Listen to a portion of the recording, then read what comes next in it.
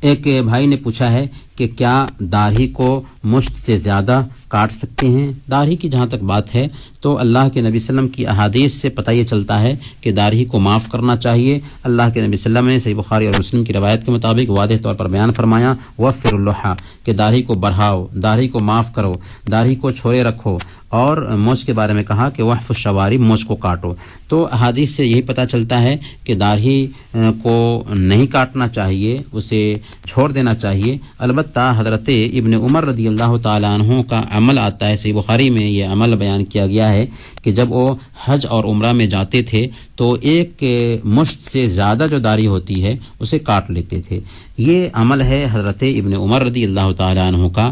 لہذا ہم یہ عرض کریں گے کہ اگر کوئی آدمی اس پر عمل کرتا ہے تو وہ غلط نہیں ہے، البتہ اللہ کے نبی صلی اللہ علیہ وسلم کا اسوہ سب سے بہتر ہے اور سب سے اولا ہے۔ اللہ کے نبی صلی اللہ علیہ وسلم نے کہہ دیا کہ داڑھی کو بڑھاؤ، لہذا ہمیں چاہیے کہ داڑھی کو بڑھائیں۔ البتہ اس بات کا ضرور خیال رکھنا چاہیے کہ ہم داڑھی کی تزئین اور آرائش کریں اور اس کو بے ڈھنگے طریقے سے نہ رکھیں، اس کی آرائش کی طرف دھیان دیں۔ اللہ کے نبی صلی اللہ علیہ وسلم نے اس بات پہ بھی زور دیا کہ من کان لہ شعر فلیکرم ہو، کہ کسی کے بال ہیں تو اسے چاہیے کہ اس کی عزت کرے، اور عزت میں یہ بات بھی آتی ہے کہ اس کو سنوار کر کے رکھا جائے۔